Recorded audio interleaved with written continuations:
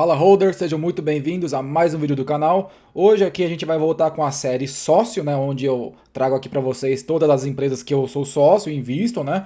E hoje a gente vai falar sobre a Ajinomoto, tá? Uma empresa do Japão. Para quem não conhece, né, do que eu estou falando, eu tenho uma série aqui no canal chamada Sócio, tá? Onde eu explico a tese de investimento em cada empresa, né, que é composta aqui da minha carteira, tá? Por enquanto nós temos esses 6 vídeos, hoje é o sétimo, tá?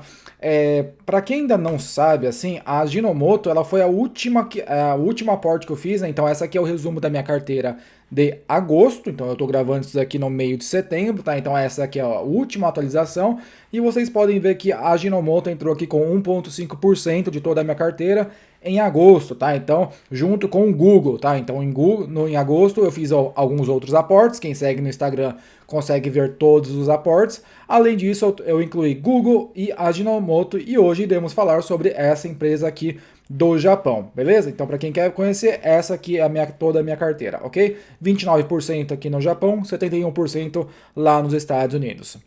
Então vamos lá, pessoal. A Ajinomoto, muito provavelmente todo mundo conhece, né? É exatamente isso que vocês estão pensando.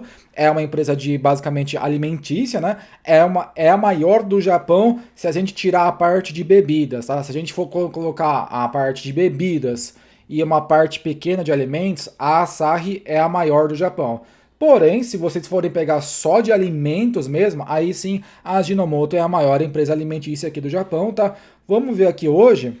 Hoje, né, a gente está vendo aqui, hoje é dia 19 de setembro, tá? Então, a Ajinomoto hoje vale 2,14 trilhões de ienes, né? Vocês estão vendo aqui, ó, 2,14 trilhões de ienes, né? Hoje é feriado, tá? Então, a bolsa está fechada aqui no Japão. 2,14 trilhões de ienes dá mais ou menos aí uns 14, 13 bilhões de dólares, tá? De valor de mercado. Beleza? Então vamos começar aqui a nossa análise. Então vamos começar pela parte qualitativa, que é o quê? Conhecer o negócio e apresentar para vocês, tá? Então esse aqui foi o estudo que eu fiz quando eu me decidi tornar sócio da Ajinomoto. Foi esse passo que eu vou mostrar aqui para vocês. Você conhece o que ela faz, depois você olha os números, você gostou, concordou com o que ela com todo o que ela tem, pode entregar, né, com todos os planos dela, aí você toma uma decisão de se tornar sócio, sim ou não, beleza? Então, vamos lá. Então, eu vou começar aqui pela primeira parte, que é a parte core do negócio, que é a parte de temperos e alimentos, tá? Mais focada aqui no Japão. Como todo mundo sabe, a Ajinomoto é uma empresa internacional, quem tá aí no Brasil conhece os produtos, tá? Então, aqui na parte do Japão, esses são os principais produtos, tá? Então, aqui provavelmente o alimento que é o que fez ela ser conhecida no mundo, né? Que é o que? Esse pozinho branco aqui, que é o que? O glutamato monossódico, né? Ela sofreu aqui lá nos anos 70, anos 80, né? Surgiu aí uma tese que glutamato monossódico era cancerígeno, né, ou fazia mal para o coração em algumas pessoas, né, e isso foi desmentido, tá? Hoje esse alimento aí, ele é todo assim aprovado nos países, nos Estados Unidos, em todo o mundo, então esse negócio que faz mal é mentira, tá? Então isso daqui é um negócio que ela sempre foca muito, tá? Glutamato monossódico não é prejudicial à saúde, beleza? Então, aqui são os principais alimentos da Ajinomoto, né? Então a gente vai olhar aqui, né? Mais para baixo assim e conhecer, né, a linha de produtos aqui do Japão. Então, como a gente viu aqui, esses são os principais produtos. Então, glutamato monossódico, né, o hondashi aqui, que é a base, é o caldo de peixe aqui, o consomê que é uma sopa, né, tudo, a parte aqui tudo a base de temperos, base de sopas, né? Aqui são temperos prontos para você fazer a sua refeição, né? A parte aqui de sopas e a parte de maionese e outros molhos, né? A outra parte também, que como eu falei, ela também agora tem uma parte de bebidas, tá? Isso aqui foi uma aquisição, tá? Então isso aqui não foi um crescimento inorgânico, né? Que há alguns anos atrás a Ajinomoto ela comprou a AGEF, né? Que é o que? Ela é dona das marcas blend, que é o que? Cafés solúveis, cafés prontos para você beber, né? Então tem vários tipos de café, tem café coado, tem os pacotinhos que é só você misturar na água e tomar, e os cafés em garrafas que já estão prontos para beber. Então quem consome essas marcas aqui de café, você está sendo, né, você faz parte aí da receita, né, você está dando dinheiro, né, para o grupo Ajinomoto. Então essa aqui é a outra parte, né, de de alimentos, e a parte aqui de overseas, que é a parte internacional, né? Algumas marcas famosas da Ajinomoto. Então, ela é muito forte na Ásia, tá? Tirando o Japão, a Ásia em si é o principal mercado. Por quê? Faz sentido porque os alimentos, né, são muito comuns, né? A base é muito parecida na Tailândia, na Índia, Indonésia, né? Então, essa parte aqui é muito mais focada aqui na Tailândia. Aqui o Brasil, né, o Sazon aí que todo mundo é bem conhecido, é da Ajinomoto há muitos anos, né? Então esse é o principal produto de longe aí no Brasil. Tá? E que mais que a gente pode ver aqui? Aqui esse gráfico aqui é bem legal, que ele mostra, né, a quantidade de produtos, né, que a Ajinomoto veio lançando ao longo dos anos, né, e em cada país. Então a gente pode ver que ela também atua na parte aqui de alimentos congelados, né, aqui no Japão, tá? Então a parte aqui de gyoza, né, nos Estados Unidos também tem, na França e na Tailândia ela vende produtos congelados, tá? A parte aqui de alimentos instantâneos ou miojo, né? Aquele macarrão pronto, ela vende na Tailândia, na Polônia e no Peru, tá? Essas três marcas aqui de macarrão instantâneo. A parte aqui de sopa, assim, aí a marca Knorr é da Ajinomoto, então tem no Japão, essa Vono aqui no Brasil, em Taiwan e na Coreia, né? Muito forte. A parte aqui de temperos prontos para você só juntar com alguma carne, alguma coisa assim, são essas caixinhas aqui, ela vende muito no Japão, na Tailândia, nas Filipinas, na Indonésia, no Vietnã, no Brasil também tem aqueles temperos prontos, na Índia também, tá? Agora aqui a parte mais de temperos, né? Aí tem o Hondashi aqui no Japão, Tailândia, Filipinas, Indonésia, Vietnã, o Sazon no Brasil, Peru, Nigéria e o Ajinomoto em si, que é o que? É o que deu o nome na empresa, né? Que quem não sabe, Ajinomoto é o que? Adi é sabor em japonês, né? E moto é mais, ou seja, mais sabor, né, é o nome seria a tradução da empresa. Então a gente pode ver que ela vende o principal produto, que é o Ajinomoto, em todos os países que ela atua. Então, desde o Japão, Tailândia, Filipinas, Indonésia, Vietnã, Brasil, né? Todo aquele o glutamato monossódico é a base ela coloca até aqui embaixo, é a base da receita de todo o negócio da Ajinomoto hoje, tá? Então, aqui ela também vende para o produto mais, para o mercado um pouco mais, que não é o direto consumidor, né? Então, ela vende muito para restaurante, né? Então, por esse motivo, essas embalagens, né? Então, as embalagens maiores, né? Então, ela também vende óleo, ela vende Ajinomoto, né? Ela vende o carê aqui, né? Outros molhos, né? Ela vende também para ser confeccionado em padarias, em restaurantes, tá? Então, quando a pandemia atingiu e os restaurantes fecharam, a Ajinomoto sofreu bastante. Por quê? Boa parte dos produtos para ser vendido para quem mora, para o consumidor final, para consumir em casa. Porém, tem uma boa parte da receita da Ajinomoto, que a gente vai ver mais para frente nos números, que é focado em vender para os restaurantes. Então, quando aconteceu a pandemia, os restaurantes fecharam, o comércio fechou, uma boa parte da receita da Ajinomoto foi afetada sim, tá? Então, ela é exposta, tá, a outros tipos de segmentos, tá? Do ramo alimentício. E aqui a gente pode ver aqui, né, onde ela produz, tá? Todos esses produtos aí. Então é uma empresa global, tá? Vai desde o Brasil, Estados Unidos, Europa e Ásia, em todos os lugares, tá? E eles até colocam aqui, né, os maiores competidores, quem são os concorrentes deles aqui, né? Então a gente tá vendo aqui, eles colocam aqui, né, quem são os maiores concorrentes da Ajinomoto. Então aqui é a parte, né, é a parte core do negócio. A gente vai dar uma olhada aqui na parte de alimentos congelados. Então, quem mora aqui no Japão conhece essas marcas aqui, né, de gyoza, né, todos congelados, são todos pertencentes à Ajinomoto, tá? Lá no exterior, né, ela vende também isso aqui lá nos Estados Unidos, né? Essa parte aqui ela vende também, tá? Então, ramen, gyoza, tá? Então, nos Estados Unidos e a Europa, a China, tá? Então a gente pode ver que fora do Japão, ela tem mercado muito forte nos Estados Unidos, tá? Na Europa em si. O que ela vende nos Estados Unidos? Ela vende, ó, gyoza, arroz frito, rolinho primavera, yakisoba, todo tipo de macarrão. Na Europa também, gyoza, tá? Na China, ela vende também aqueles temperos prontos, né? Na Tailândia também, tá? Então, ela vende no mundo inteiro, tá? Diversos tipos de produtos. E a parte aqui, uma parte aqui que é pequena, mas ela vem ganhando uma boa significância assim nos resultados da Ajinomoto nos últimos anos, que é a parte de saúde, tá? Ela não foi criada para ser uma farmacêutica, mas o que acontece é que a base disso daqui, do glutamato monossódico, é o que? É você extrair, né, de algumas plantas, né, você consegue extrair até de milho, tá? O que é o glutamato monossódico? É basicamente aminoácido, tá? E o que isso tem a ver com a parte de saúde? Boa parte dos medicamentos, tá, usam esses aminoácidos para fazer a composição de algum medicamento. Então, não é que a Ajinomoto ela é focada nisso, mas deu assim sem querer, né? Eles faziam um alimento e percebeu-se que a base desses alimentos também pode ser usada na indústria farmacêutica. Então, eles viram isso, então como o processo é basicamente o mesmo e eles já têm toda a expertise para extrair, né? Por que não então você criar um braço, né, e você vender isso aí para a indústria farmacêutica? Então, é isso o que a parte de healthcare da Ajinomoto é. Ela não é uma farmacêutica, tá? Até porque a boa parte dos produtos que ela vende assim para a indústria farmacêutica não são assim remédios, drogas, né? Como a gente pode ver aqui assim. É mais a parte de aminoácidos, tá? Então, onde é que você vai usar? Nessa parte aqui de aminoácidos, né? Boa parte das pessoas que usam suplemento, né? Tomam, ingerem aminoácidos diariamente, né? Para quem quer construir massa magra, músculo, então utiliza isso e a Ajinomoto fornece isso para as grandes fabricantes de aminoácidos. Então, ela não é focada nisso, mas, né, então, na indústria farmacêutica, na indústria de beleza, de maquiagens, a base dos aminoácidos pode ser utilizada nesse mercado, tá?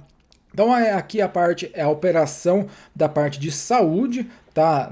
No mundo todo, então ela também é global, tá? Que mais que a gente pode ver aqui? Outro segmento, né? Então aqui eles falam aqui, né? O que eles dominam, né? Então a parte aqui de pesquisa e desenvolvimento, né? Então a partir do momento que eles começaram a ver que tem um bom futuro, né? É promissor esse mercado de saúde, realmente é. Eles começaram a investir cada vez mais. Antes, eles só tinham a parte lá para você fazer os alimentos. Agora eles têm um braço, né, só de saúde que eles começam a pesquisar, né, novas formas de você aplicar, né, todos os produtos, tá? Então, eles começam a se parecer, né, como uma farmacêutica, porém, né, um estágio assim muito, eles fazem mais a base, né, para que as outras empresas comprem esses produtos e depois façam seus medicamentos, cada um faz o seu, tá? O que mais que a gente pode ver aqui? Outro segmento assim que foge um pouquinho cada vez mais, né, dos alimentos é a parte assim de química, tá? Mas o que é isso daqui? É a mesma coisa, tá? Então, em 1942, a Ajinomoto, ela estava lá fazendo os negócios lá de alimento, né? E ela fez aí uma parceria, tá? Com a Nippon Oil para criar uma marca aí de óleo, tá? Óleo vegetal aqui no Japão. Porém, durante esse processo aí, quando você vai pesquisando novas formas, né, de você alimentos e tudo, você acaba descobrindo outras aplicações para isso daí. E é o que eles viram que uma das coisas que eles estavam pesquisando lá, eles criaram um filme químico, esse rolão de filme aqui, eles criaram para utilizar dentro das operações da Ajinomoto, dessa empresa nova de óleo. Porém, eles viram que isso daí tinha demanda no mercado da onde? De semicondutores, tá? Então, esse filme aqui, ele é utilizado, né, em outras empresas para você é uma das partes aí do mercado aí de semicondutores que é bem grande, tá? Então a Ajinomoto ela fornece, né? Então esse filme aqui para quem quiser comprar, tá? Então é uma parte bem pequena, tá? Da Ajinomoto, mas sim, faz sentido, tá? Que mais aqui? Outra parte aqui que também não é o foco assim da Ajinomoto, né? Mas é aquilo lá, né? O glutamato monossódico, os aminoácidos, a base disso você consegue fazer o quê? Ração para animal, né? Então tá tudo aí, ó. Tudo a base disso do lado do glutamato monossódico, dos aminoácidos, você consegue fazer várias coisas, desde filme até produtos para animais, tá? Então eles vendem alguma coisinha para a parte aqui de animais, né, de pet, mas nada assim muito forte. E aquilo que eu falei da parte de nutrição com a parte de aminoácidos é o quê? Aquele Amino Vital aqui no Japão, quem conhece essa marca aqui toma é da Ajinomoto, tá? Então, para vocês verem o quanto uma coisa assim, quanto esse pozinho branco aqui, né? O quanto dessa pesquisa para desenvolver esse tempero, você consegue fazer comida congelada, você consegue fazer medicamento, você consegue fazer suplemento, né? Então, tudo isso daí veio daquele pozinho lá muitos anos atrás e você vai achando novas formas de implementar, né, novas formas de você utilizar isso daí, tá? Então, isso daqui são os outros segmentos aí, a outra parte onde você consegue fazer a parte aqui de beleza, né? Então, a parte aqui de maquiagem, cremes, você consegue, né? Tudo isso à base daquele pozinho branco, tá? Bom, então deu para ficar bem claro, né? Esse aqui é o core da Ajinomoto. A partir disso, ela consegue fazer outros tipos de alimentos e outros tipos de aplicações também, mas sempre focada muito em alimentos e a gente vai ver, né, o quanto isso cada um desses segmentos impacta aí no resultado da Ajinomoto, beleza? Então aqui esse daqui é o relatório, tá, da Ajinomoto de 2021. Tá, a gente vai olhar o último trimestre ainda, mas esse é o ano fechado que ele vai trazer aqui, né? Ele é legal porque traz, tá, assim, uns números bem legais já, tá? Então esse daqui a gente pode ver que ela foi fundada em 1909, né? Ela tem quase 35 mil colaboradores, tá? Receitas aí de 1,1 trilhões de ienes, mas esses números aqui a gente vai olhar de uma forma mais atualizada. Ela também está aqui, né? 88 afiliados no mundo inteiro, tá? Então a gente vai ver aqui a história, né? Aquilo que eu falei, aquele pozinho branco começou com isso daqui. Isso foi a base para a Ajinomoto chegar no que ela é hoje, glutamato monossódico, tá? Então a gente pode ver aqui os números assim, né? Mais assim, os segmentos, tá? Então, ó, olha como a base são os aminoácidos, é a base para você criar desde alimentos até filmes, tá? Então, onde são usados esses filmes, onde são usados os medicamentos, os suplementos e os alimentos, tá? Tudo isso veio daquele pozinho lá de 1909, tá? Em 2021, que esse aqui é o ano fechado, tá? A receita, né, foi de 1,1 trilhões de ienes, tá? E a gente pode ver que 60% vem da parte aqui de temperos, que é essa parte aqui, ó. 60% vem disso daqui, tá? A parte aqui de comida congelada segue com 20%, né? A parte aqui de comida congelada, tá? E os outros, que é o healthcare aqui, 22%. Então a gente pode dizer que esse segmento aqui de saúde já é maior que o de comida congelada da Ajinomoto, tá? Então por isso que eu falei que conforme o tempo veio passando, ela veio descobrindo novas aplicações para ser utilizado no segmento de saúde, tá? Então é bem interessante isso daí. E 1% fica com outros, que aí fica na parte aqui lá do filme. Se a gente for pegar a distribuição segmentada por geográfica, 42% das receitas vem do Japão. O Japão é o mercado principal dela.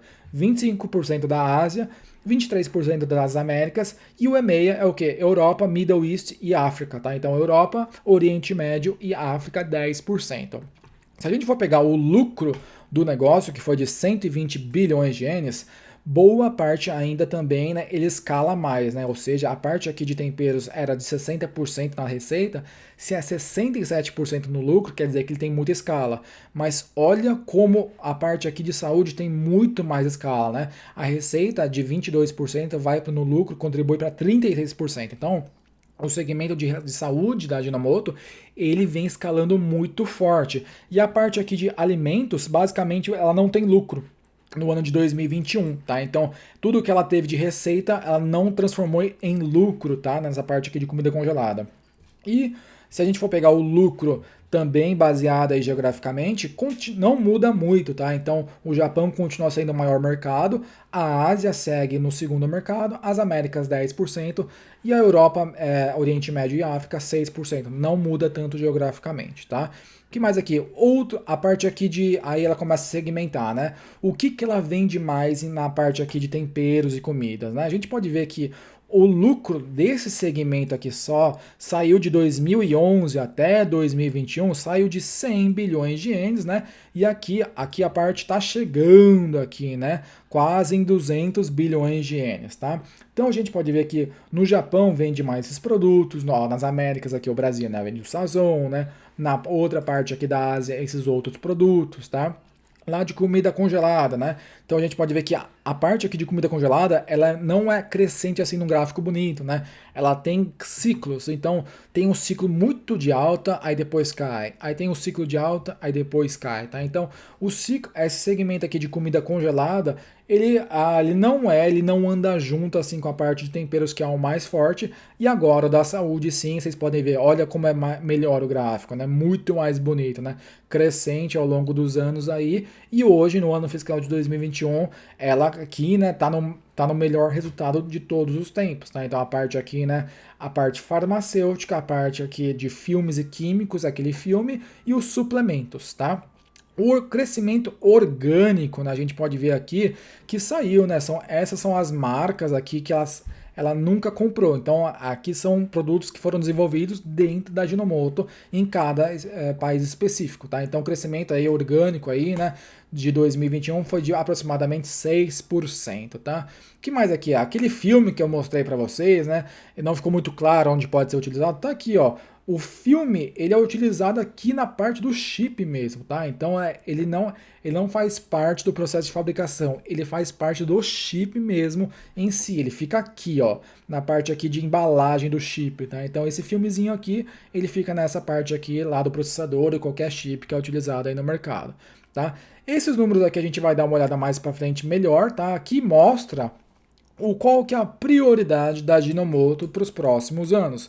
O que eles estavam esperando aqui, né? Eles estão num processo de estruturação para o quê? Para melhorar o resultado, tá? Então eles mostram aqui, né, que o ROIC saiu de 3% em 2019 e agora já está, né, mais que dobrou em 2021, tá? Em 2022 eles esperam atingir 8%, em 2025 eles querem atingir no mínimo 10 a 11%, e em 2030 é no mínimo 13%, tá? O crescimento das receitas, eles mostraram aqui que em 2019 cresceu 0,3%, em 2020 por causa do Covid caiu um pouquinho, no ano fiscal de 2021 já melhorou bastante, porque a base era muito pequena, né? E agora, né, no ano que a gente está hoje, eles esperam crescer aí 11%, ano que vem, né? Eles esperam aí crescer 4% e eles esperam continuar crescendo aí 4, 5% todos os anos, tá? A parte que mais que a gente pode olhar, tá? Esse aqui é o processo, né? O progresso da estruturação, majoritariamente eles focam muito no ROIC, que é o quê? É o dinheiro que é investido, quanto que retorna para a Ajinomoto. Então, a cada $100 que eles investem em algum produto, em alguma coisa, quanto volta desses $100? Em 2019 voltava 3, tá? Se a gente excluir os impairments, voltava 6. E é o melhor, né? Se você tem que excluir o impairment, que é um efeito contábil, porém não caixa. No ano aqui, eles querem, em 2025, eles querem chegar a um ROIC de 10 a 11%, tá? Então, ou seja, a cada $100 que a Ajinomoto vai investir em um produto, tem que voltar 10 a $11, beleza? Isso é o ROIC, tá? O que mais que a gente pode ver aqui? O cash flow aqui de 2020, né? Eles estão falando aqui que eles estão aí reduzindo os ativos, né? Porque reduzindo ativo é cortar custo, tá? Você cortar coisa que não precisa. Então você corta, né? Reformula, né? Toda a operação, tá? A gente vai dar uma olhada nisso aqui mais pra frente depois, mas só para mostrar, né, para vocês que eles estão assim movendo tudo aí a operação, tá? Para ficar mais eficiente, tá? Aqui mostra que a remuneração dos acionistas, tá? Desde 2012 até agora, né? Aqui muito pelo dividendo, tá? Então aqui é um gráfico de dividendo, ele mostra aqui é o quê? Quanto que ele pagou de dividendo por ação em cada ano. Então no ano fiscal de 2021, quem era acionista, eu ainda não era, né? Recebeu 52 ienes por ação no total do ano. Essa linha em laranja é o payout, tá? Em 2019 foi o 93%, tá? O payout médio dela tende a ficar aí nos 30, 40%, tá? Mas lembra que o payout é baseado no lucro e a Ajinomoto ela gera muito mais caixa do que lucro, tá? Então, por isso que o payout ele pode parecer um pouquinho alto aqui, até veio bem mais alto, né? Por causa que o dividendo não é pago pelo lucro, o dividendo é pago pela geração de caixa menos o que ela gasta em CAPEX, e aí você tem o free cash flow. É daí que vem o dividendo. Então, por esse motivo, como ela gera mais caixa do que reporte de lucro, o payout tende a ficar um pouco distorcido, tá? O que mais que a gente pode olhar aqui, né? Aqui é a parte de ESG, né? Só para cumprir tabela, tá? E aqui são algumas outras coisinhas. E eles falam aqui, né? O que são aminoácidos, né? Então eles falam aqui, né, que o nosso corpo aqui é 60% de água, 20% de proteínas. E aqui é onde os aminoácidos eles se formam. Porque as proteínas são formadas de quê? De aminoácidos. E esses são os 20 aminoácidos essenciais que você tem tudo isso daqui, você forma as proteínas e forma o teu corpo, tá? Então é por esse motivo que ela é muito forte, tá? Na parte aí de farmacêutica, porque boa parte dos medicamentos utilizam proteínas na sua composição e a base é o aminoácido, que é o quê? É o pozinho aqui, tá? Não quer dizer que eles colocam esse pó aqui no remédio lá, mas a composição desse pozinho aqui são aminoácidos, tá? Que a Ajinomoto, ela é líder de mercado nisso daí, tá? Então deu para ter meio que noção, né, do como que ela ganha dinheiro, tá? Então a gente já sabe o que ela vende e como cada produto interfere no resultado da Ajinomoto. Esse aqui já tá? É o resultado, sim, é a apresentação do resultado do ano fiscal, tá? De 2021. Eles aqui eles têm um guidance para o ano fiscal de 2022. O ano fiscal de 2021 é o que se encerrou em março de 2022, tá? Então vamos olhar os números aqui e ver como é que veio o ano fiscal de 2021. Esse foi o estudo que me baseou para me tornar sócio dela, tá? Então foi por esse resultado aqui que foi o mais importante, tá? Então a gente vai ver que em 2021 a receita subiu, tá? 78 bilhões de ienes, tá? O lucro cresceu 7,7 bilhões de ienes, tá? A receita atingiu 1,150 trilhões de ienes, tá? Que mais que a gente pode ver aqui? O forecast, né, a previsão de 2022 é o quê? É a receita subir mais 160 bilhões, né? Então vai ficar aqui no 1,3 trilhões de ienes esse ano de 2022 e um aumento aí nos lucros de 3 bilhões, tá? Comparado ao ano fiscal de 2021. Tá? Aqui o ROIC, né? Por que eles enfatizam? Porque eles estão naquele processo de melhorar o ROIC, então eles colocam o ROIC como um número importante. Tá? Então o ROIC em 2021 foi de 7,9%. Em 2022, eles querem atingir 8%, que é o que estava lá no plano. Então, eles vão estar trabalhando para atingir 8%. Sempre quando uma empresa atinge um ROIC maior, quer dizer que ela fica mais eficiente. Beleza? Então é menos custo e mais dinheiro entrando. O fluxo de caixa operacional, tá? Isso aqui é raro, tá? Numa empresa japonesa, você colocar o fluxo de caixa operacional logo no primeiro slide assim, tá? Eu acho bem legal isso daqui. Olha como vocês podem ver como ela gera muito mais caixa do que lucro, ó. O lucro foi de quanto? Que a gente pode ver aqui em 2021. O lucro, ele foi aqui 120 bilhões, né? Olha como ela gera mais caixa. A geração de caixa foi de 145 bilhões, tá? Então é uma empresa que ela gera mais caixa do que ela reporta de lucro, tá? E também a gente pode ver aqui o retorno para os acionistas, né? Então o dividendo aí foi de 48 ienes, tá? Agora o atual é o de 52 ienes por ação, tá? E eles planejam aí para o ano fiscal de 2022, eles estão planejando aí distribuir 58 ienes por ação para os acionistas aí, tá? Então, o resuminho aqui de 2021. Receita 1,150 trilhões de ienes, tá? Foi 107, não quer dizer que foi 107% maior. Quer dizer que se viesse 100%, viria igual. Isso daqui é uma pegadinha, tá? Não veio 107% melhor que o ano passado. Veio 107% em cima do resultado. O que isso quer dizer? Você tira esses 10 aqui e fica só com 7. Ou seja, a receita subiu 7%, tá? Se você excluir, né, o câmbio, subiu 4%. O lucro em si atingiu 120 bilhões de ienes, tá? Um aumento de 6,9%, tá? E se você tirar aí a taxa, aí, o câmbio, 4%, tá? O que mais que a gente pode ver aqui? E como é que a receita subiu? A receita subiu, tá? Foi liderada pela parte aqui de temperos, tá? No exterior. Então essa parte aqui, ó, de temperos no exterior, cadê os temperos aqui no exterior? Então tá aqui, ó. Temperos no exterior, tá? Isso daqui. Essa parte aqui foi o que puxou a receita da Ajinomoto em 2021 para cima, tá? Que mais?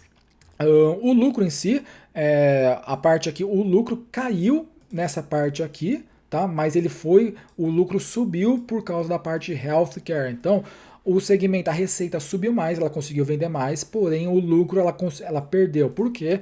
Custo. Lembra que a base da Ajinomoto são alimentos ainda, né? Então tudo que a gente está vivendo hoje, ela não tem muita margem, alimento não tem muita margem, né? Então com o preço de frete subindo muito, tá? Tudo isso ela não consegue repassar o preço, tá? Até porque são temperos, né? Não tem muito valor agregado em pozinho, tempero, tá? Ela tem que vender isso aí no volume e é por esse motivo que o lucro cai. Porém, a parte aqui de saúde, que está tendo um destaque bem legal, tá? Foi o que puxou o lucro para cima, beleza?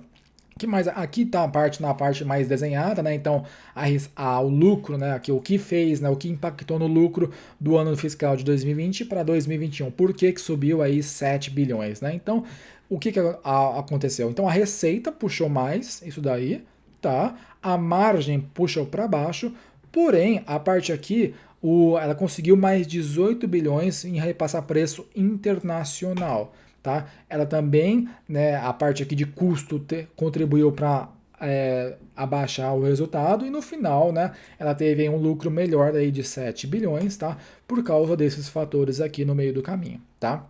O que mais que a gente pode ver aqui? Aqui nada demais, que a gente pode, que vai contribuir aqui para nossa análise. Isso aqui é a parte que mais que a gente pode olhar, né? A parte aqui de tempero, tá? Aqui são os custos, né? Que eles estão falando aqui, né? A quantidade de custo que está sendo impactado ao resultado, tá? E aqui são os números, tá? Segmentado por segmento. Então aqui no ano fiscal de 2021, a receita foi de 1,1. Aqui eles já colocam um guidance na esquerda. Então, a parte aqui de temperos, ela vem de 600, quase metade da receita é de tempero e comida, tá?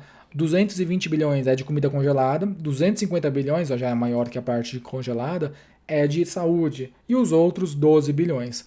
No lucro, como a gente pode ver aqui, qual que tem a melhor margem, né? Com certeza aqui é a parte healthcare, né? Então vocês podem ver aqui, vamos fazer uma continha rápida aqui, se a gente pegar a parte aqui de comida e tempero, né? 81 bilhões você divide por 664, a margem, né, de lucro dela é de 12% vendendo tempero no mundo inteiro, tá? Se a gente pegar a parte aqui de saúde, que é 43 bilhões, você divide pela receita, que é 251, olha a margem, é 17%, tá? Então é bem melhor, né, a margem de saúde dela, tá? Então é por esse motivo que se aqui vem maior, ela consegue contribuir pelo lucro vir melhor, tá?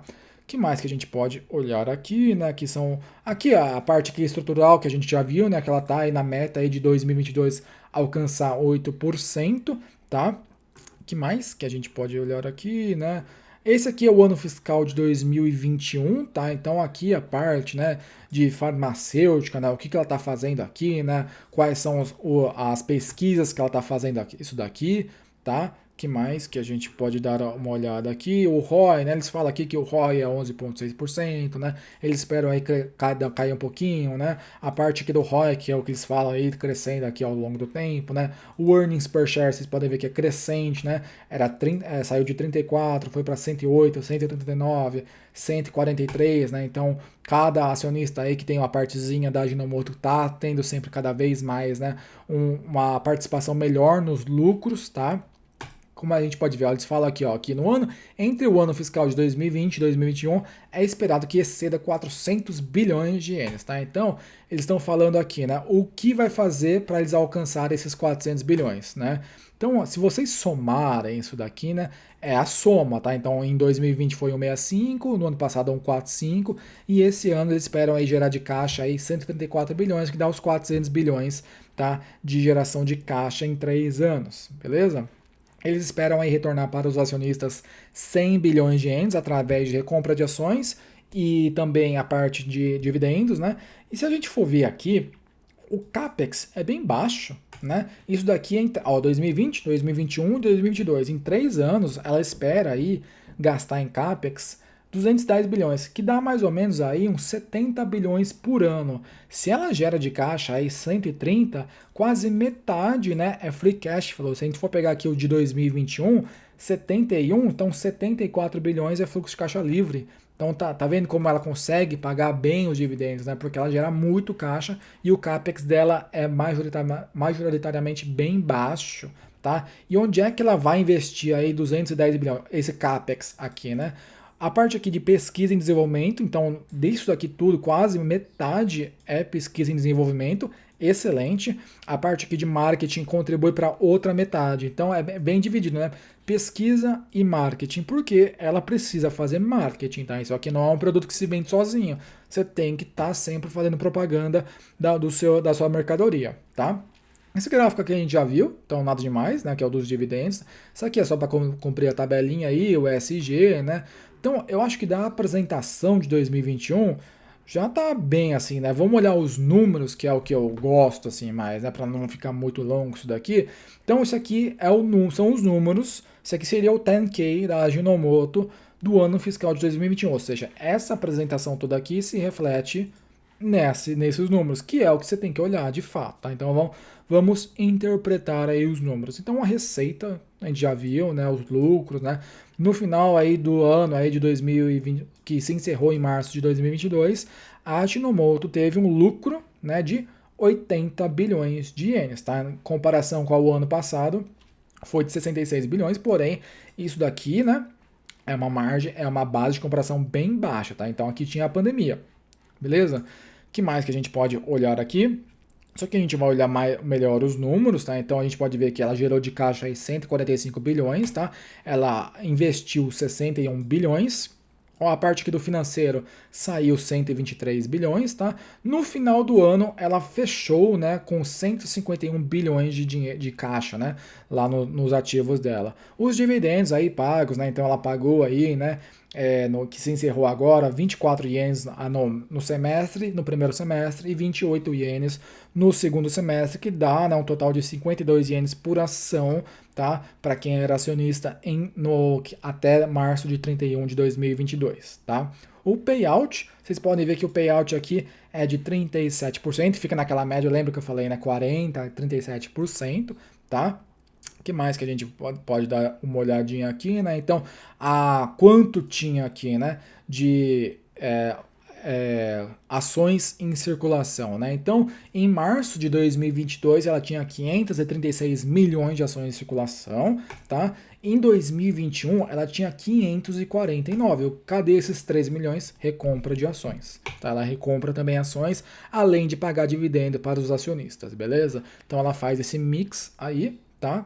Que mais? Isso aqui a gente vai olhar melhor. Então aqui vamos lá fazer o nosso estudo. Isso daqui a gente não precisa olhar, tá? Porque a gente já viu na apresentação, né? Como cada segmento representa da receita e do lucro, tá? O que a gente quer olhar é uma análise um pouco mais aprofundada, tá? Então vamos aqui olhar o balanço patrimonial da Ajinomoto em 2022, 31 de março de 2022, que é o ano fiscal dela, tá?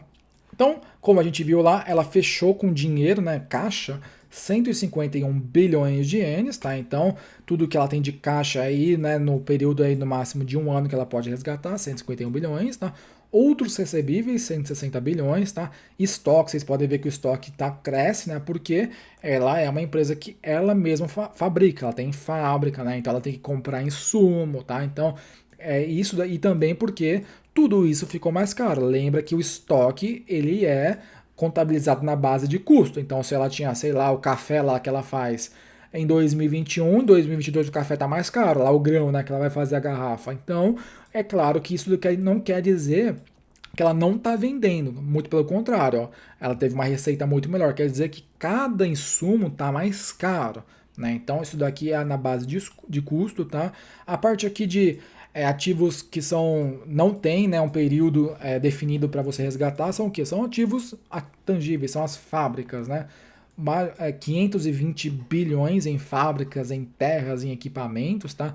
70 bilhões em ativos intangíveis, que é o quê? Patente, é receita lá do Ajinomoto, lá, é tudo isso daqui, tá? Goodwill, 100 bilhões, tá? Isso daqui demonstra que ela é uma empresa que compra, né, como a gente viu lá, ela cresce organicamente, mas ela faz algumas aquisições pontuais, como aquela lá do café, tá?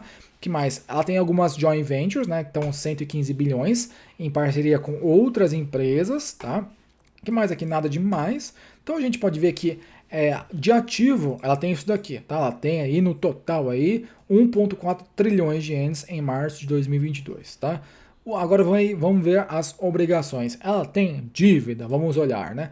As dívidas dela é o quê? Isso aqui não é dívida, ela tem dívida, ó, 8 bilhões de ienes para ser pago no máximo em um ano, tá? Que mais aqui? Ela tem uma outra parte aqui de bonde, que também do bonde maior dela, que vai vencer em um ano, então isso daqui é dívida, isso daqui é dívida, tá? Isso daqui também é dívida, então dívidas aí de curto prazo, ela tem 33, tem uns 42 bilhões de ienes aqui, ó. Esses três aqui são dívidas, tá?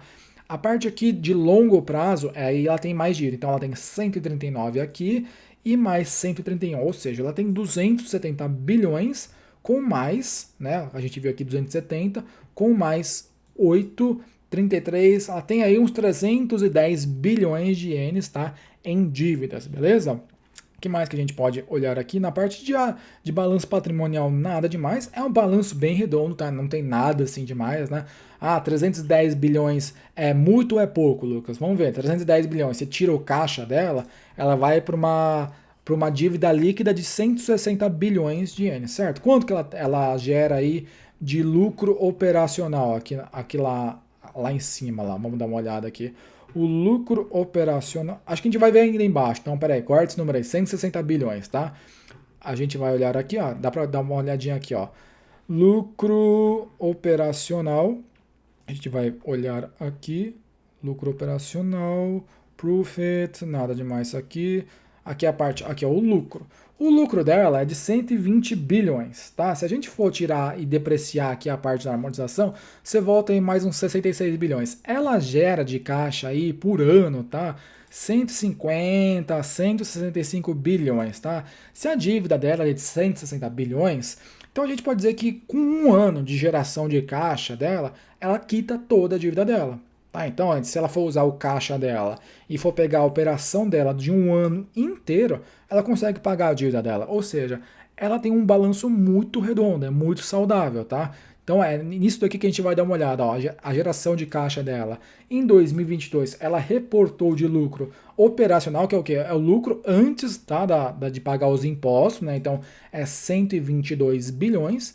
Olha qual que é o maior número dela aqui. É depreciação e amortização. É o quê? Depreciação e amortização das fábricas, das patentes, das marcas, de tudo que ela possui, tá? Dos ativos dela, tá?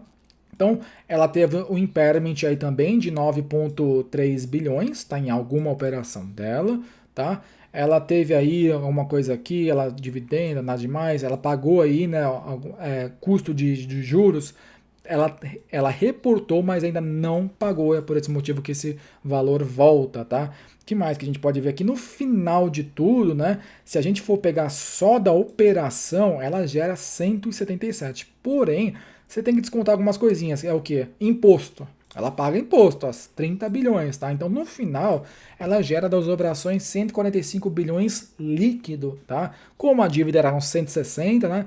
Tranquilo, tá, pessoal? Isso aqui, ela gera muito caixa, tá? Sem problemas algum em relação à dívida. A parte aqui de investimentos, né? Ela continua investindo, que é o quê? Comprando novos equipamentos, novas fábricas, aqui, ó. Em 2022, ela investiu aí, isso aqui é CAPEX, tá? Então, ó, o CAPEX dela é sempre quase a metade da geração de caixa, aqui, ó, 145 menos 73, você tem um free cash flow aqui de 72 bilhões de ienes, tá? Isso é o free cash flow dela de 2022, tá? Ela vendeu algumas coisinhas aqui, ó, ela vendeu algum equipamento, alguma tela lá, e então entrou 17 bilhões de ienes, né? Ela comprou aqui alguns ativos intangíveis, então ela pode ter comprado alguma patente, pode ter comprado alguma propriedade intelectual de alguma outra empresa, alguma marca, tá? Que mais que a gente pode ver aqui de valores relevantes? Nada demais, ó. A parte aqui do balanço financeiro é muito tranquilo. Então grave esse número, 72 bilhões de ienes de free cash flow, tá? Se a gente for pegar aqui os 17, né? Então a gente pode dizer que no ano, tá? Ela teve aí uma geração de caixa aí de quase 90 bilhões livre, porque entrou 17 aqui. Tá? Que mais que a gente pode ver aqui? Aqui é a parte do financeiro, aqui é onde a gente vai olhar, né? Então, com aqueles 90 bilhões que sobrou, né, líquido para ela na mão depois de investir no negócio dela, o que ela fez? Ela pagou dívida, ó, pagou 4 bilhões, pagou outra dívida aqui, tá? Pagou outra dívida aqui, ó, 20 bilhões, então aqui já foi 20, 30, aqui é 53, tá? Mais 18, 71, então vocês estão vendo que ela consegue pagar as dívidas dela só com a geração de caixa livre dela, tá? E os 27 bilhões ela pagou em dividendos, tá? Recomprou 40 bilhões de ienes em ações, tá? No final de tudo, saiu 123 bilhões de ienes, né, da parte do financeiro. Que no final de tudo, ela no começo do ano, né, ela tinha 181 bilhões de ienes em caixa. Como a gente viu lá em cima, ela terminou com 151, ou seja, no período desse ano, ela saiu, né, não quer dizer que ela queimou, mas, ou seja, saiu do dinheiro dela 30 bilhões. No ano passado entrou 42 bilhões. Tá? Então a gente está vendo aqui que ela é uma empresa assim, muito saudável, muito redondinha. Tá? Ela não se endivida, tá? Para pagar dividendo. Tá? O dividendo dela é bem coberto pela operação dela. A dívida ela paga, é bem tranquilinha e acabou aqui os números dela. Tá?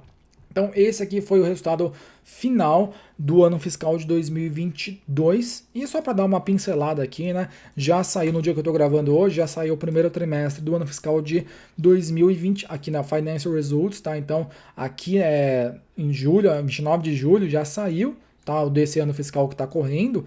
Tá, então vamos dar uma olhadinha para ver como é que está o número atual, tá? Esse aqui é o resultado mais recente da Ajinomoto.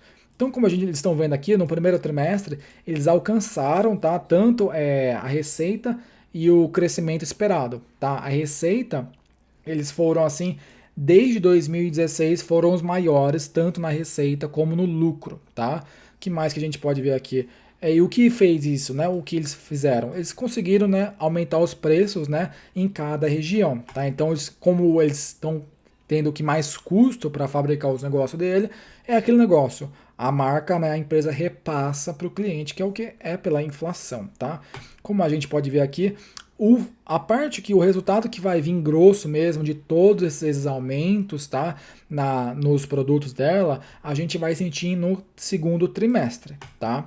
O que mais que a gente pode ver aqui? Então, a receita só no primeiro trimestre, de abril a junho de 2022, foi de receita 320 bilhões, tá? Um aumento não é 116, lembra, né? É 16% em relação ao ano passado, tá? Se você, né, tira o câmbio, vai para 7%, tá? O lucro foi de 40 bilhões, um aumento aí de 4% em relação ao ano passado, tá? E no final aqui, isso aqui é o lucro operacional e aqui é o lucro líquido, assim, né? Foi de 27 bilhões, um aumento aí de 25% em relação ao ano passado. Então, o top line, desde o top line, que é a receita, até o bottom line, todos crescentes nesse primeiro trimestre desse ano aqui, tá? O que mais que a gente pode olhar aqui, né? E o que aconteceu para fazer isso daqui, né? É a parte aqui na receita, a parte aqui de temperos, né? Como ela vende no volume, então toda vez que ela vende muito no volume, cada vez mais, o lucro é impactado, tá? O lucro da Ajinomoto é muito dependente da receita, que ela tem que vender muito, porque a margem dela, como a gente viu lá, é 12%, né? Só a parte de saúde que tem uma margem melhor de 17%, tá? O que mais que a gente pode olhar aqui, né? Na parte desse primeiro trimestre. Vamos dar aqui uma olhadinha então, né? Então a gente está olhando esse Q1 aqui fiscal de 2022, receita 321 bilhões, a parte aqui de temperos, ó, crescendo 17%, a parte de comida congelada melhorando, tá? Isso aqui é interessante, a parte aqui de saúde subindo 15% ano contra ano, tá? No lucro, o lucro saiu de 38 para 40, né? Então subiu 4%, e o que contribui mais assim, né? A parte aqui de temperos ficou flat, né? A parte aqui de comida congelada, no caso aqui, caiu, né? A parte aqui de saúde sobe, então 20% a mais, tá? Então 20% a mais é aquele negócio lá, né? O que puxa o resultado melhor da Ajinomoto é a parte de saúde que tá indo muito bem, tá? Se ela não tivesse isso daqui, ela seria uma empresa de crescimento muito mais moderada, né? Se fosse depender só da parte de alimentos, beleza? Que mais aqui que a gente pode dar uma olhadinha? Então, aqui já tem um número um pouco mais legal, né, que é o quê? A gente consegue ver as margens dela. Então, a receita de 321 bilhões mostra que o lucro bruto da Ajinomoto foi de 117 bilhões, que dá o quê? Uma margem bruta de 36%. Ano passado, a margem bruta era de 39%. E o que aconteceu aqui? Inflação, né? Então, ela consegue repassar o preço para o cliente, mas não na mesma proporção que ela recebe lá da matéria-prima. Então, em períodos de inflação, a Ajinomoto ela tende a sofrer um pouquinho, tá? Ela tende a vender bastante a receita, porém as margens tendem a contrair um pouquinho. Porém, 30% de margem bruta para quem vende temperinho, tá? E alimento é bom, tá? Isso então é aquele negócio, você cai um ano, mas você continua sendo muito boa, tá? que mais que a gente pode olhar aqui? O custo operacional, né, foi aí de 24%, que dá o quê? Uma margem operacional de 24%. É uma baita margem, tá? 24% para alimento é muito bom, tá? Então 26% é melhor ainda, mas 24% é bem bom. O lucro, então, aqui, né, o operacional de 40 bilhões, tá? No final de tudo, o que a gente viu lá foi um lucro, né? Um lucro líquido aí de 29 bilhões, tá? Então, no final, o bottom line veio bem melhor, né, do que o ano passado. Por quê? Se a gente for ver aqui, o lucro operacional dela já vem melhor, tá? Porque ano passado o lucro, o operacional dela veio pior, mesmo ela tendo aqui, né? Mas a receita já veio bem pior, né? Então é aquele negócio, se a receita vem muito impactada, ela já não consegue mais recuperar embaixo o bottom line porque ela não tem margens para fazer esse ajuste. Porém, é aquele negócio, se a receita continuar crescendo, é quase certeza que o lucro e tudo que está abaixo vai vir muito melhor. Porque tem empresa que, se a receita cai no trimestre, o resultado no bottom line pode vir melhor por causa de margens, né? Mas como é uma empresa de alimento que ela não consegue, né, fazer esse ajuste por causa que não tem o que faça ela fazer isso, ela vai vir melhor se a receita vir melhor, tá? É quase uma regra, tá, de empresas assim, tá? Então aqui acabou. Esse aqui foi o primeiro trimestre de 2022 da Ginomoto, então acabou aqui. Então a gente viu aqui como ela ganha dinheiro, como foi o ano dela fiscal de 2021, como ela está no ano fiscal de 2022 nos 3 primeiros trimestres, tá? Então a Ginomoto, eu me decidi se tornar sócio dela, tá? É uma empresa qual que é o resumo aí no final das contas da Ajinomoto? Empresa de alimentos do Japão, tem alguns segmentos de saúde, tá? Mas que é o que tá puxando, tá bem interessante, tá? Os alimentos dela são vendidos no mundo inteiro, marcas bem fortes. Ela tem o market share número 1 em todos os segmentos que ela atua. A parte lá do Ajinomoto, lá do pós em branco, que é o glutamato monossódico, ela é disparado o número 1. Ela tem quase 94% de market share no mundo só disso daí, tá? Então é basicamente quase um monopólio disso daí, tá? Todos os outros segmentos, a parte de temperos, sopas, o caldo quinoa, sazon, temperos, também ela é a número 1 no mundo, tá? De market share. A parte de saúde crescendo bem, gosto disso daí. A parte lá dos semicondutores, para mim, não faz diferença alguma, se existisse ou não, não contribui, não é isso que vai fazer ela ser uma melhor empresa ano que vem ou não. O que vai fazer ela ser uma melhor empresa é ela continuar fazendo os produtos base de alimentos, que é o que vai sempre trazer a receita, no mínimo uma receita decente, a parte de saúde vindo para contribuir no bottom line. Tá? Então, se você tira a parte de saúde, o bottom line não fica tão legal. Agora, como ela tem isso, tá? E ela tá investindo forte nisso daí, gosto disso. É isso que vai fazer a Ajinomoto sair desse 1,1 trilhão de ienes de receita que a gente teve no ano passado, e é isso que vai contribuir para ela ter cada vez mais, né, uma receita aí ao longo dos anos melhor e um bottom line, ou seja, o lucro melhor também. É uma empresa que ela tem um lucro bem interessante, porém a geração de caixa é melhor ainda porque ela deprecia e amortiza muito vindo das fábricas. Agora que ela vai começar a estar mexendo com a parte de saúde, muito disso é amortização, né? Então a propriedade intelectual dela começa a crescer cada vez mais, isso também é amortizado e contribui para uma geração de caixa muito maior. O capex dela é muito baixo, tá? É quase metade ou menos da metade da geração de caixa dela operacional, então um capex relativamente baixo, tá? Ela sabe aonde ela quer chegar, então a gente viu, né? Aonde ela quer estar em 2023, em 2025, em 2030, ela está alcançando esses pequenos aí, ela vem checando aí, né? Tudo que ela vem atingindo ao longo dos anos, então tudo que ela falou lá em 2019, onde ela queria chegar em 2022, ela está dentro do cronograma, então isso daí é bem interessante, tá? Ela remunera acionista tanto em dividendos, e eu prefiro cada vez mais a parte de recompra de ações, que não é muito comum em empresa japonesa recomprar forte ação, tá? A empresa japonesa geralmente gosta de remunerar o acionista com dividendos, não gosto muito disso, tá? Eu quero ter cada vez mais uma participação maior em um negócio bom, né? E no final, aí a qualidade do balanço da Ajinomoto muito redondo, tá? É aquele negócio, é aquela empresa velho pura, que é o quê? Ela gera muito dinheiro, tem uma dívida muito controlada, tá?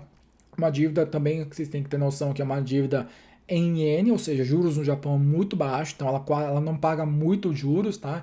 Então ela tem esse luxo, né, de poder se endividar, um juros baixos, e mesmo assim ela continua com um balanço muito redondinho, tá? Toda geração de caixa ela consegue pagar a dívida numa lapada só, e é por esse motivo que eu me tornei sócio dela, tá? Então tudo isso daí está de acordo com o meu perfil de investimento, o risco dela baixo, assim, né? Ela entra bem numa carteira assim para fazer uma composição, né? Para quem tem uma carteira um pouco mais arriscada, né? Uma coisa assim um pouco mais que tem mais volatilidade, né? Aquele negócio. Se você coloca uma Ajinomoto, ela vai assim, ela segue crescendo. Para quem gosta aí, né, de olhar a cotação da ação, né? Quanto ela gerou aí de valor para o acionista, né? Em relação à cotação de ação, a gente pode dar uma olhada aqui rapidinho para ver da onde ela veio até onde ela saiu, né? Então se a gente pode aqui olhar, vamos olhar, pegar aqui pelo aplicativo mesmo. Então vamos pegar aqui, ó, o código dela é 2802, tá na bolsa aqui de Tóquio. Se a gente for ver aqui, nos últimos aí 10 anos, né, nos últimos 10 anos, ela gerou aí 220% de retorno para o acionista, tá? Então, bem interessante. As ações aí multiplicaram aí por 3, né? Então, quem tinha aqui, né, a ação saiu, né, de 1.200 ienes, hoje a ação dela tá quase 4.000, né? Então, mais que multiplicou por 3, né, para uma empresa de temperos, tá? Então, isso aqui é excelente o retorno, né? Olha esse retorno aí, né? Quem comprou a ação da Ajinomoto, vai, desde 2012, quem comprou um pouquinho todos os meses, tá? Basicamente teve um retorno gigantesco, tá? Então, se você investiu aí, se você tivesse investido aí 100 mil ienes da Ajinomoto em 2012, não tivesse feito mais nada, você teria multiplicado por 3. Então, você estaria hoje com 300 mil ienes em uma empresa muito melhor, tá? Então, é muito importante você saber da onde você saiu, aonde você chegou e se a empresa que você está hoje é melhor. Não estou falando de cotação, estou falando de qualidade do balanço. E sim, a Ajinomoto tem uma qualidade muito melhor do balanço do que nos últimos 10 anos. Beleza? Então foi isso daí, é por esse motivo que eu sou sócio dela, vou continuar aportando, né, conforme os resultados forem saindo, né? Se tudo isso que se concretizar, com certeza ela vai ter uma participação cada vez maior na minha carteira em si, beleza? Ficamos por aqui, um abraço e falou.